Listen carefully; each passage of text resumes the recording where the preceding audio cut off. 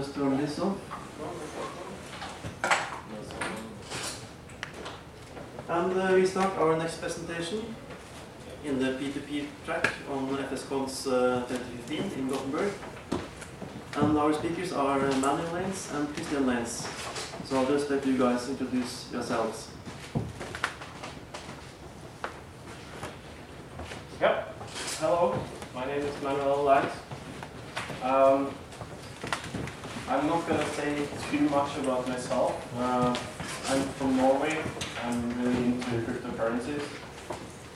Me and my brother followed this space for a long time, and we have started up a group that we call Bitspace. And our focus is on cryptocurrencies. And we're going to we have had two presentations before, and this is our second real presentation. So I'm just going to go right into it. It's a bit hard to go after Patrice. He's a very reflective man. I feel that my talk's a little bit lighter, but hopefully inspiring. So let's just go ahead. First, I introduce Bitcoin, the story of Bitcoin. Satoshi Nakamoto, the creator of Bitcoin, he released a white paper in 2008. Satoshi is a pseudonym. We don't know who it is. It's a man or a group or a woman.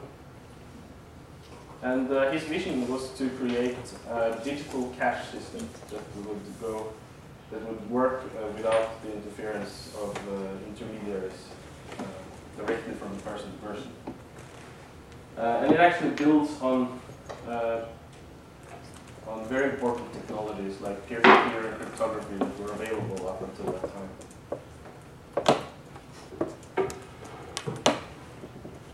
So here he is, Satoshi, the wizard. Big wizard. It's not really him though. This is from a game that uses cryptocurrencies, bit crystals. One of the first in Japan, So it's built on open source. As I said, it builds on cryptography and peer-to-peer technologies. It actually works a lot like Torrent.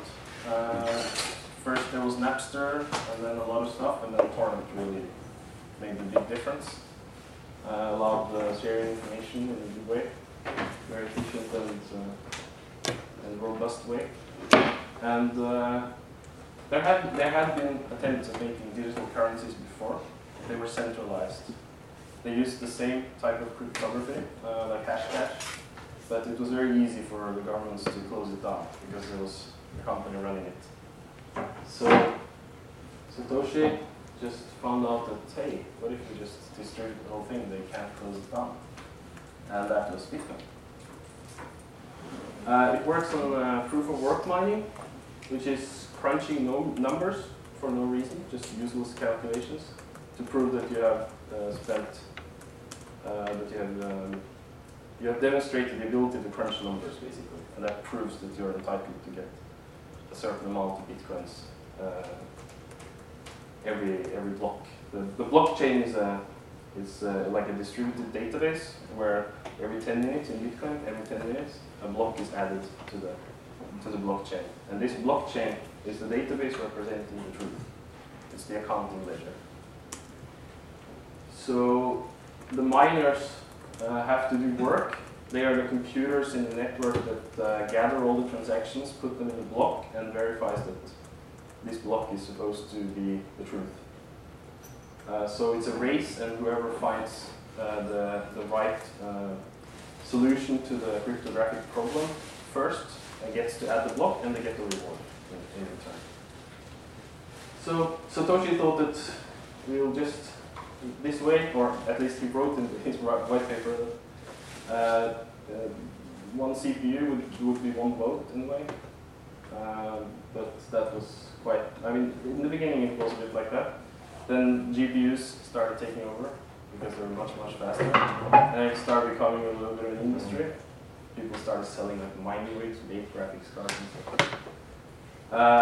And nowadays, it's an ASIC mining industry, and they're actually, Bitcoin mining equipment is now so advanced that it's pushing the limit of the process technology. They're just next to Intel when it comes to pushing the process technology forward. So it's a huge industry now. And you have to be like really giant to even try to compete in the creation of this mining rigs. They are available to buy though. You can buy a USB miner on eBay for 150 krona. You won't make much money, but it's part of the system. So yeah, I have a number from 2013. I haven't been able to find any other numbers.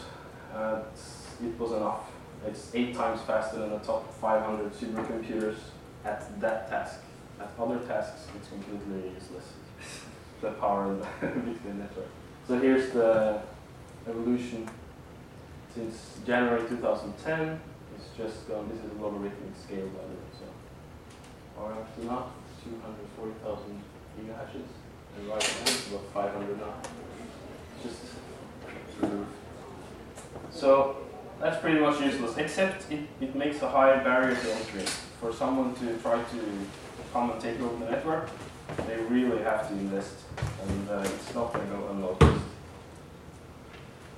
So after Bitcoin, there was a lot of innovation. First there was like one clone, then there was 2 clones, and then now it's spread to like thousands of cryptocurrencies.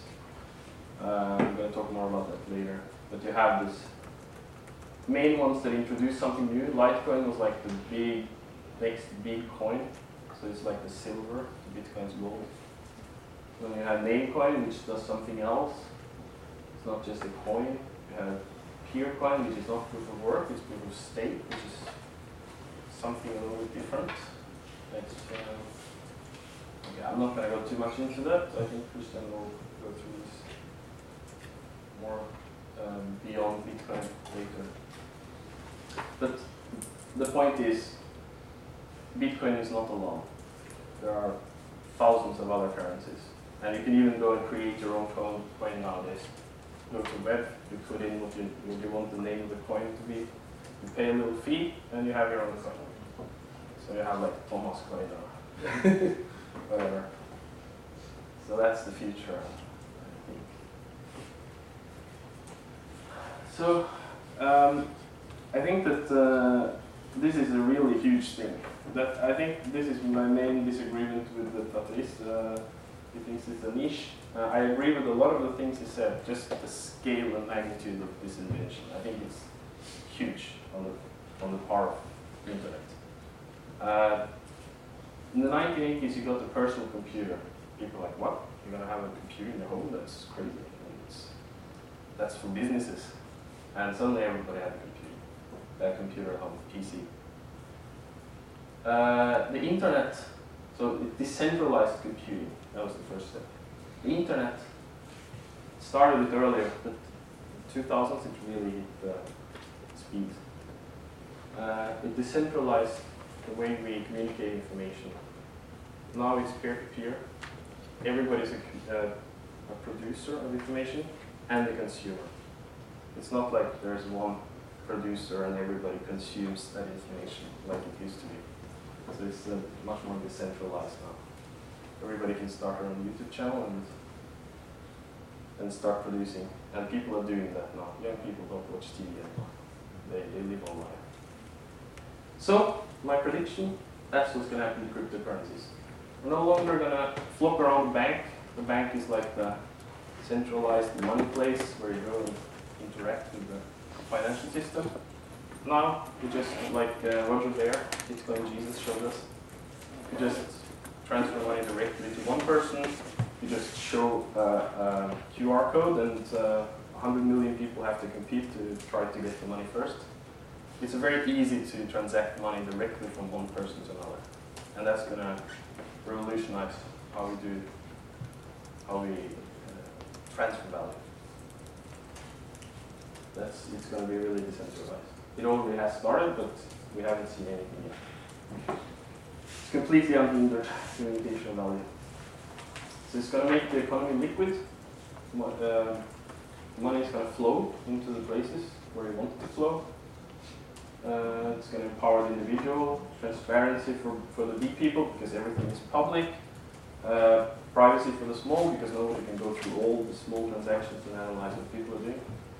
I have to move along a bit because we have a big slides. So, yeah, there are various views on Bitcoin, what the implications are. Can it be the single global currency to rule them all? That's the extremist point of view. You also have another way to look at it. It can be a global store of value, while other currencies are used for the actual transactions. It can be complementary to traditional currencies. There's a lot of different scenarios where this is true. So it can be big, it can be small. There can be some problems with Bitcoin that are hard to solve and have challenges. Some people think it's fundamentally flawed and will fail. That's approaching. That's approaching the negative point of view, and then the most extremes, like we have to fight it. It's evil. So, capitalism is evil. I don't think it is. Capitalism is not capitalism. That could also be the name of the song. Sorry? But is Bitcoin evil or is capitalism evil? This guy's evil. Okay, so I'm going to go through some of the challenges or problems with Bitcoin, typical issues that are brought up, and discuss them a bit. There's a scarcity problem. Early adopters get everything. There's not enough for everyone, and the people who have a lot of money, have a lot of Bitcoin, have a lot of power. That's one issue. There's the integrity worry that the miners get too centralized and they get too much power in the system because they actually decide which transactions go through. So it's certainly a valid concern. The scalability is another valid concern. The numbers just don't add up. You can't have every single, can't pay for a chewing gum if all people in the world are transacting 100 transactions per day. It's not going to work, right? And then that's even before you start talking about microtransactions, which is completely, it's impossible with today's version of Bitcoin. And there's the economy. Some people argue that the mining costs too much, the network is too expensive for what you get from it. Okay, so let's take the first one, the scarcity problem. That was when there was 12 million Bitcoins, I think it was a couple of years ago. Yeah, I don't think it's changed too much. At that point, there was 47 individuals who owned 28%, 29% of Bitcoin. So that's like a huge unfair distribution. And the concern is that the late adopters will be poor. I mean, there's some people who are very rich and some people who are poor. I think this graph is changing all the time, but there are still some people who have a lot of Bitcoin. At that time, the price was also a bit different. You have to realize that when somebody sits with 10% of the Bitcoin, then if the price rises, then they're going to want to cash out a bit. So it evens out over time, but it is still a problem in Bitcoin. So that's the guy with like 7% of the Bitcoins. 10%. I think that's an illusion that we have scarcity in Bitcoin. It's actually, in reality, it's an illusion because Bitcoin is not alone. It's not one currency. It's not like one currency to bind them all. There are a lot of competitors, and there are thousands of coins. A lot of them don't have any value, but some of them are really big. And last time when Bitcoin really spiked, there was a second when Litecoin was really close. It went up to almost 10% of the value of Bitcoin. So it was like threatening behind. And it's not like Bitcoin can do whatever it wants, like they can just sit there with a bag of money and people are just going to go somewhere else. And there's a sell pressure from mining. They're constantly mined. 3,600 Bitcoin every day, $1.5 million. I don't know what Bitcoin price I used to calculate that number, but it's around that order of magnitude. So there's a stable supply of Bitcoins, and I don't believe that the miners will sit and just gather their Bitcoins. They have expenses, they have made investments, they mine, they cash out, and they get a profit, hopefully. So that sell pressure has a damping effect on the huge spikes in the price. And it gives people time to get in. So, yeah, and the biggest thing here I feel is that it's what I said there. I just need to say it one more time. People can just make their own coins nowadays. They don't have to use Bitcoin. If they want to create value, create their own coin. People appreciate what they do, then it gets value.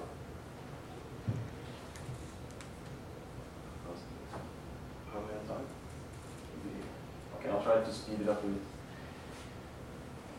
So here's the mining distribution. Right now it doesn't look that bad. But there are some really big miners, and unknown, that's a bit scary, who is controlling this. The pools, they're actually quite distributed. These miners who mine the pools, they can just switch the miner to some other pool. So the pools will never get too much power, but it is still a concern for many people. And there was an instance where ghash.io, they had almost 50% of the mining power a couple of years ago. And what happened then, there was an outrage on Bitcoin Reddit, which is like the forum. Everybody was screaming, like, oh, this is the end of Bitcoin. What happened was that people just left, and they split their service, and now they're like very, very small. But you still don't know. I mean, maybe that's really ghash. Maybe they just hid the numbers. But there is a certain type of sense of self-regulation. With people mining in pools, they can point their miners somewhere else. You have distributed pools now, which are not centralized. I mean, they're open and there's not one guy sitting and following the shots. And my prediction, that's my prediction, learning from history, that ASICs, they will get cheap. They will get really cheap. And there are already people have experimented making electrical heating appliances with built-in miners. So you get a percentage of your electricity bill back. They don't have to be very efficient even. You can use you can use 2 generations back Bitcoin miners. You don't have to be that effective. If you're going to spend that electricity anyway, you get a little bit of it back. I think this can save.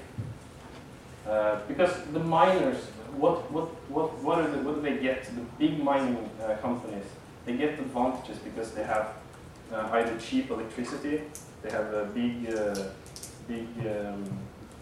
rooms with a lot of, they buy in bulk. Some of them even produce the mining equipment themselves. But if you're gonna spend that electricity anyway, you can't compete with free. And it doesn't cost you anything to mine if you're going to use it anyway to heat. So we'll see. But again, Bitcoin is not alone. If some miners start messing up Bitcoin, that's just going to destroy Bitcoin, and it means that they lose all their investment. So the incentive is to keep Bitcoin prosperous. If you have made $100 million investment in mining equipment, you don't want that coin to die, right? You want it to become huge. Scalability is another concern. That has been in the in the news lately, in the Bitcoin news. Biggest proponent for. Okay, I'm going to go first to the issue here.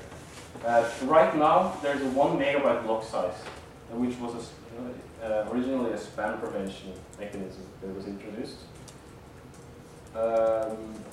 And it caps the transactions at between 3 and 7 transactions per second, which is way too small if you're gonna I mean, I think Visa and MasterCard, they have like 50,000 transactions per second. So it doesn't scale at the current limitation of 1 megabyte. And the debate has been, should we raise it? There's Gavin and Reason. He thinks that we can start raising it. The technology will take care of the problems. The problems would be that it would be hard to run a full node in Bitcoin because it would be too demanding in hardware. You would need to be a big data center to even be able to follow the network to keep up.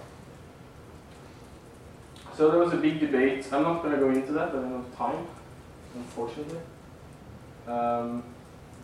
But the end of the story was that the core group of developers in Bitcoin didn't want to raise the block size because of these concerns.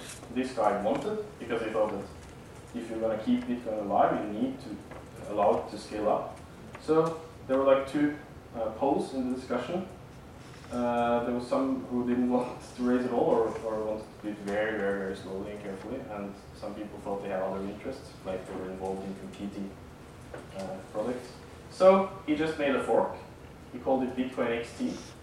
And there he said that it's going to be 8 megabyte block size, and it will double every 2 years up to 8 gigabyte block size. So that was like the extreme other end of the debate. And after that, there was a big crisis in Bitcoin. Everybody's screaming again, like you do. Out of that came a healthy debate. And I think that this is kind of a maturity point for Bitcoin, where we started realizing that they can't just sit and make their own rules, the core developers, because someone else is going to just say, no, I'm going that way. And they had a community with them, so they were too scared. They had to open up. They had to start listening to the arguments, and now there's a healthy debate going. And nobody's worried anymore. Prices back up. There's no resolution yet. The resolution is that now there's a working debate. There's a working, not democracy, but kind of democracy. So I'm not worried anymore. There could be people who are worried, but again, Bitcoin, I mean, while this was going on, Litecoin was touting, oh, we support 4 times transactions. We are 4 times faster than Bitcoin, come to us. So they're like, they have to do something, otherwise they're gonna lose. And nobody wants that. So I think that there's infinite scalability in crypto. There are infinite chains. You can just make your chain. You want to make a chain for Norway, Norwegian coin, for Sweden. You want to make a chain for pirates, maybe. Thinking about that.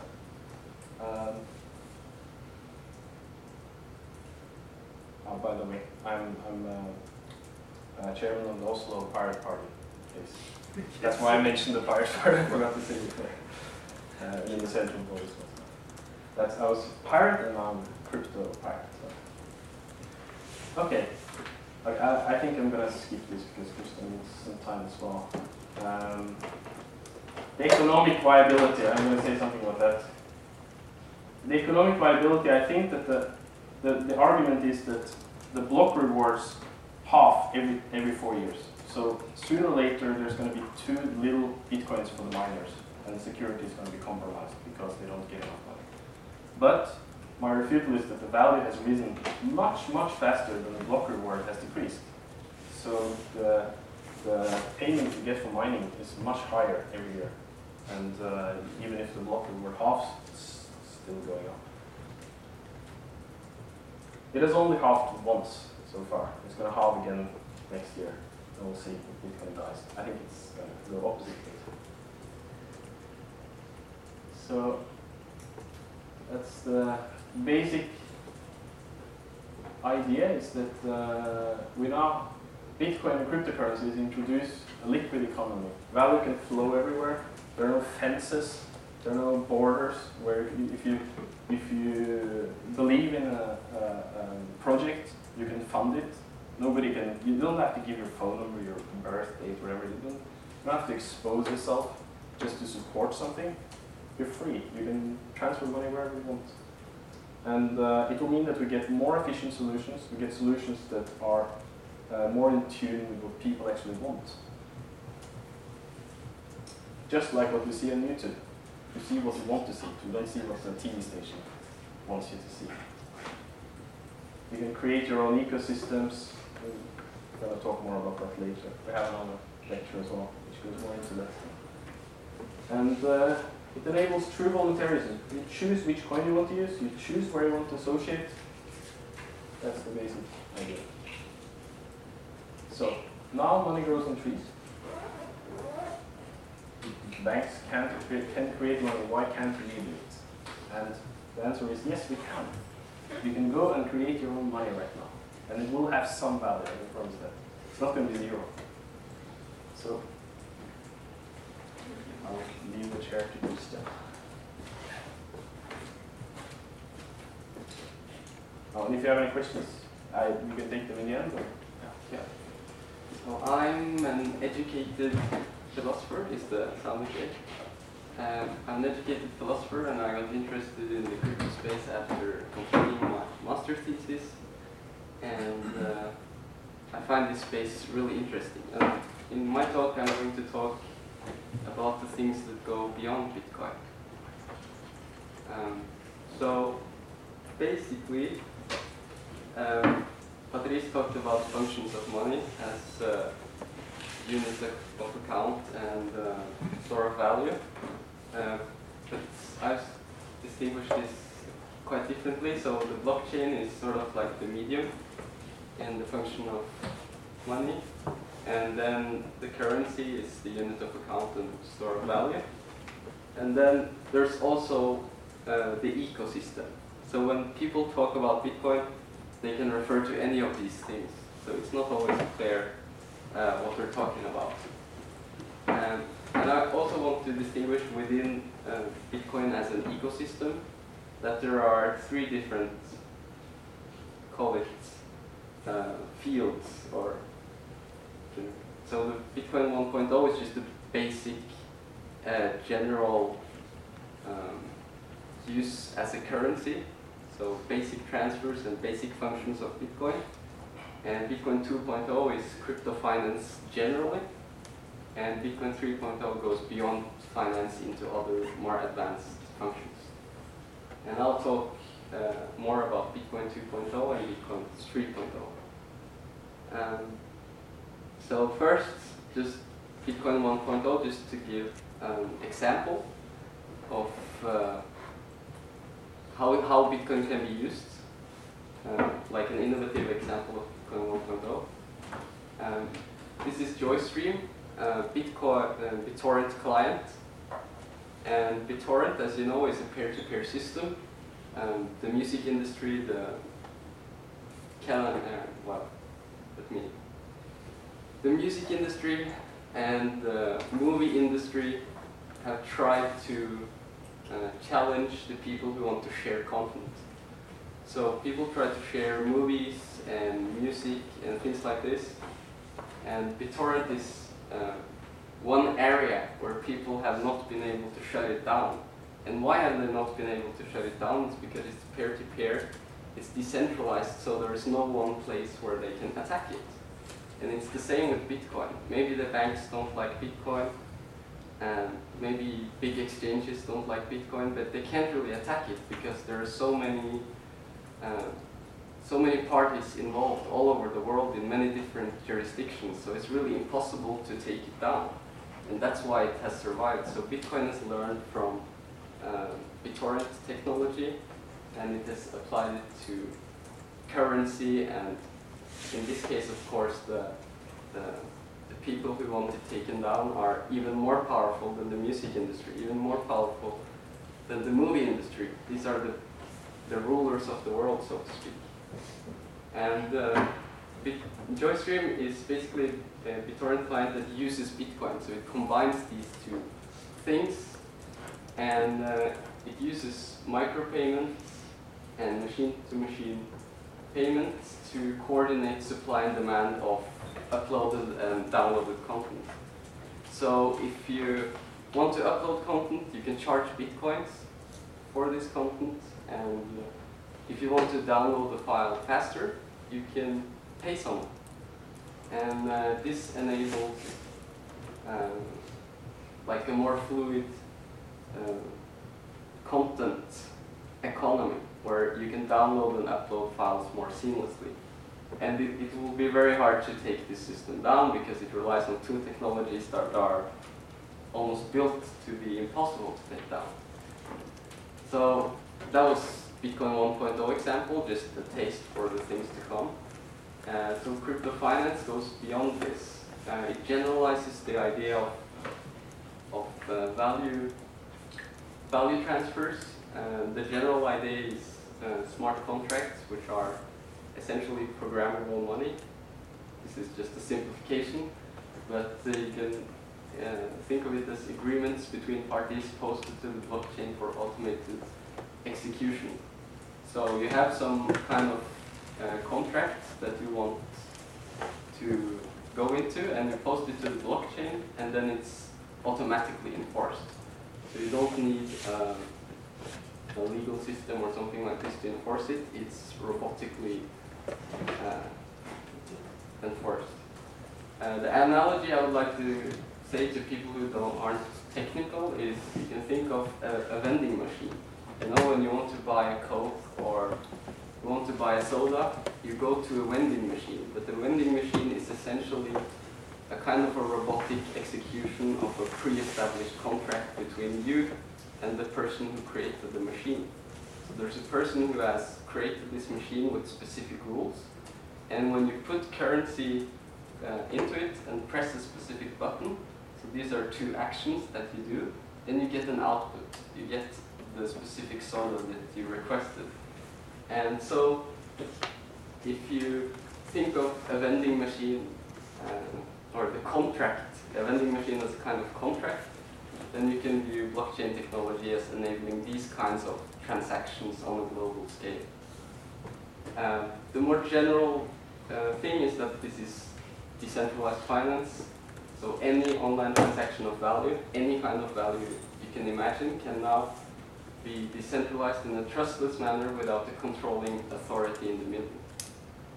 So this is like the internet of value. We've only had the internet of information, and now we have the internet of value. So it's a very interesting times. Here are some applications: crowdfunding, microfinance to third world countries, exchange various financial instruments, currencies, tokens, public, private equities, derivatives, commodities, anything that can be traded. You can trade records of trading, spending, loans. Basically everything that has to do with finance can be decentralized with blockchain technology. I want to mention two specific samples to give you a more in-depth understanding of what this entails. So we have BitShares, which is an exchange for financial instruments, and PeerTracks, which is a more interesting example of music. I mentioned the music industry. Here are people who try to challenge how it currently functions. And they use crowdfunding and artist shares, which I will explain in an innovative new way. So, the need for a decentralized exchange. Currently we have banks and exchanges like the New York Stock Exchange, the NASDAQ, and things like this. But we need the decentralized exchange to have it be open and available to everyone in the world without borders. This is possible now. This is quite revolutionary. So half of the population is unbanked. They don't have access to things like MasterCard, Visa, PayPal, any of these things that people in the Western world take for granted. They don't have access to it. And even 1 in 4 Americans are so-called unbanked. So they either also don't have access to these kind of things. So we want a decentralized exchange where we can trade, first of all, Bitcoin and cryptocurrencies. It was mentioned that the Bitcoin space is centralized around exchanges like Coinbase, and they have many centralized exchanges. So even if you decentralize the currency, how do you trade this currency for Swedish kroner or something like this? You need some kind of gateway. And a decentralized exchange can enable this function. And on this exchange, you can also trade stocks, derivatives, and smart coins that are, again, put on the blockchain. So imagine trading any kind of stock available in the world from anywhere in the world and being able to send these stocks and derivatives and smart coins to anyone else in the world without any intermediary for a very low fee. So almost for free, you can send anything anywhere in the world, any kind of value. And there has been studies that have shown that if you reduce the economic friction in a country, basically the fees and effort that you have to send value from one person to another, if you reduce it just by like 0.1%, then it makes a huge difference to the financial health of a country. It's like exponentially related to this variable. Pair tracks is a more fun example, I think. It's not as serious. It's just trying to revolutionize the music industry, which of course there have been many, we have iTunes, we have Spotify, we have things like this. But from the artist community, there have been critiques that the artists aren't getting their fair share. These intermediaries are taking a lot of the value out of the system, so you pay more and the artist gets less. So let me explain pair tracks, which is an alternative to the current system. So the front end will be normal like any kind of iTunes or Last.fm or Spotify. You will have streaming, download, merchandise that you can buy. Of course, one difference is that you buy these things with cryptocurrencies, so the fees are lower and more globalized. But you also have this special thing which is called an artist coin. And the artist coin is on the blockchain, issued on the blockchain.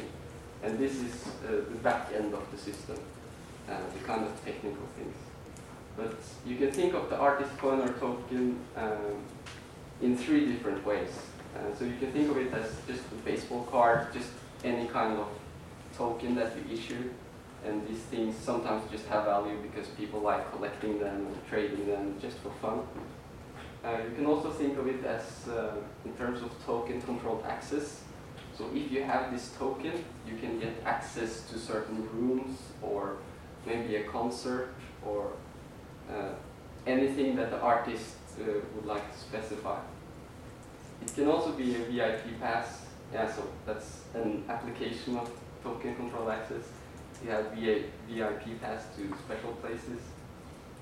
So you could have Beyonce coin and JC coin, and these would be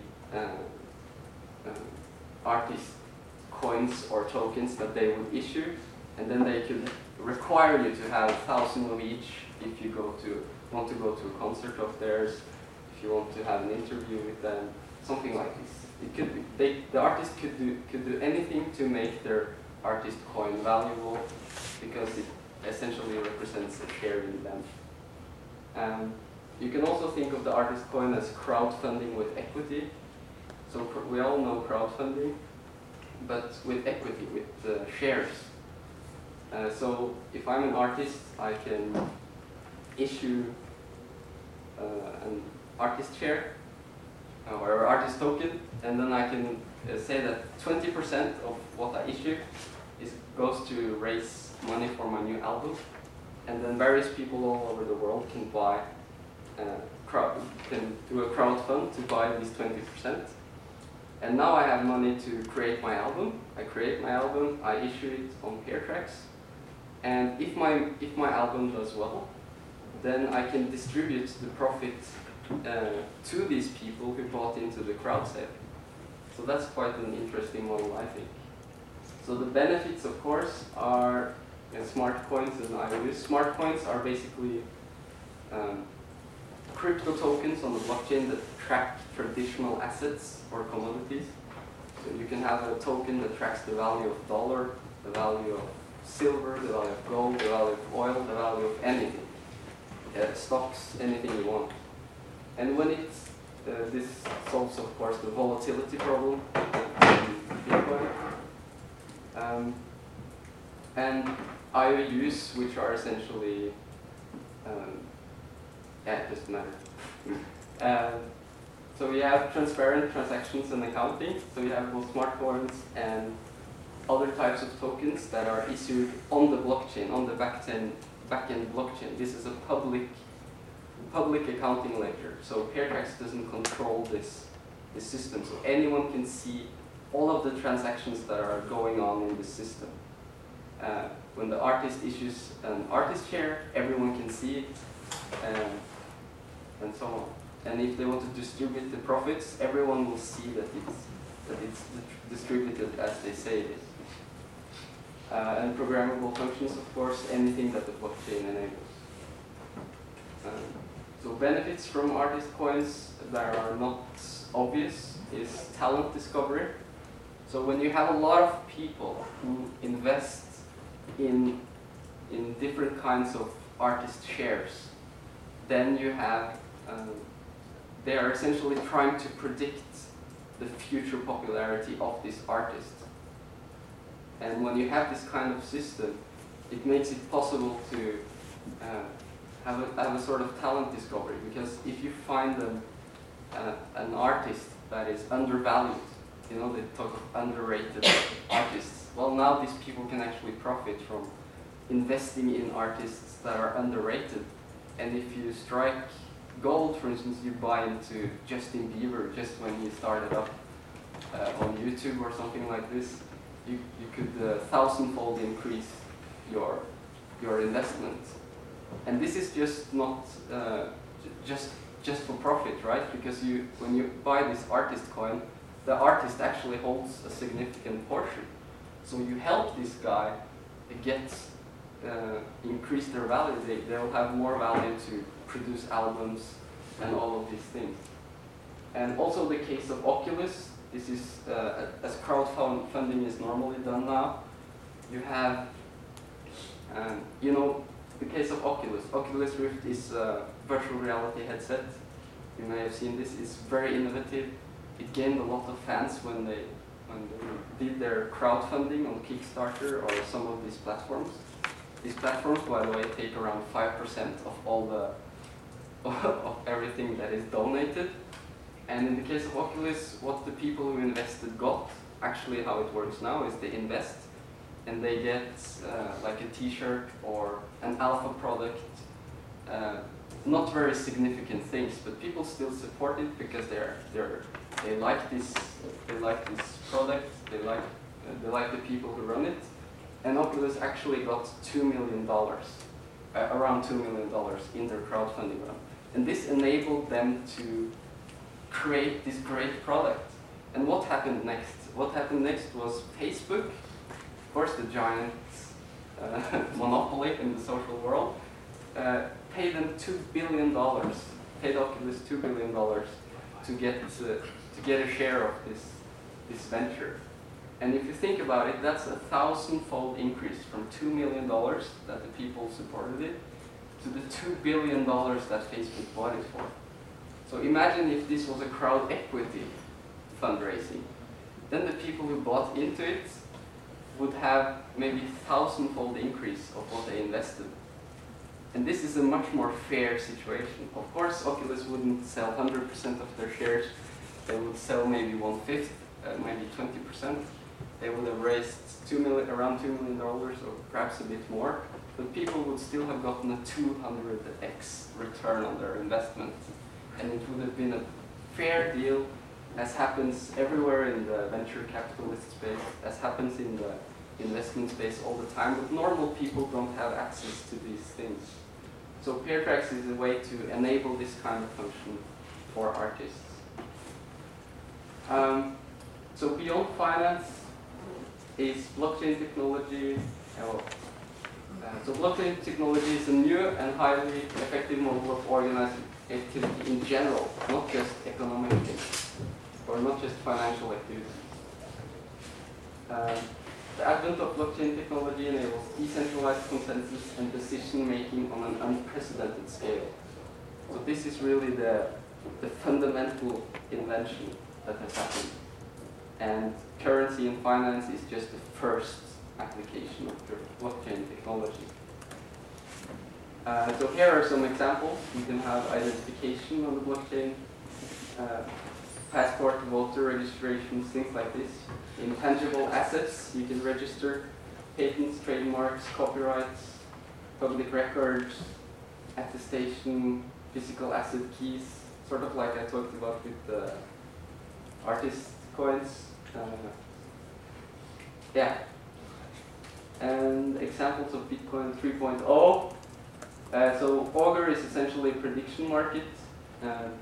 I talked about this with pair tracks, like when people have a chance to buy a share of something that entails a prediction, then you get very accurate predictions of the future. So you get estimates of the objective probability that something will happen if people can trade shares that represent a future event. Namecoin is decentralized DNS. I won't go into this, but one way to shut down Pirate Bay, for instance. So one way to shut down Pirate Bay is to actually block the DNS resolution. This is a central point of failure for the Pirate Bay. In Norway, they actually took down the Pirate Bay site. So when I type it into my browser, it's just locked, right? So while the peer-to-peer decentralized system is okay, there is a centralized point of failure when I try to type it into my browser. And if you have a decentralized name resolution system, you can have a system where there's nobody in control of this resolution process. So that's quite useful. Follow my vote. You have e-voting on the blockchain. The problem of e-voting. So if you search e-voting on YouTube or on the internet, you get 1,000 reasons for why it's not possible to vote securely on the internet. But after the invention of the blockchain, I think we have to rethink this assumption, because these guys have basically already built a viable architecture. You can vote remotely via the internet, of course, but you can get your voting token without revealing your identity, because you also have anonymous transfers. So you can vote anonymously, and finally, what is not possible in current democracy, you cannot. You have to trust the system, but here you can verify. After the election, you can go into the record and check that your vote was cast as you intended it. And nobody else will know what I voted, but I can check it with my private key. So that's the end of my talk. We are BitSpace, group focused on cryptocurrency applications, and of course building the future with blockchain technology. I just gave some examples here, but there are so many different things, I can't go into all of them. Follow my vote. We're sort of partnered with them at the moment. We also want to start BitGate, which is a gateway to the BitShares exchange. So we want to have a gateway from Norwegian kroner into this system where you can trade among everything and to everyone in the world for a very low fee. So cryptocurrencies, equities, I use assets, tokens, and smart loans. And future things I don't think we can even imagine. So, thank you.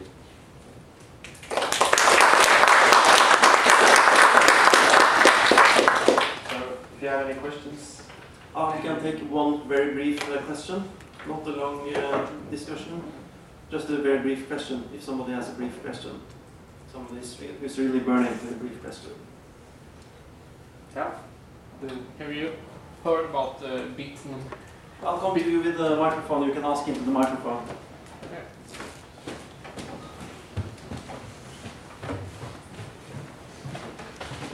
Have you heard about the Bittorrent project? Yes. So Yeah. So in the next talk, I have looked into it. I think it's really interesting. At least they have a lot of interesting ideas, and I'm following it carefully. And check out our next talk. We'll get into some of the things that they want to do. Yes, some practical information. we're soon about to have lunch. We'll continue here at 3 o'clock. What happens before then is first the lunch, which starts now, outside there.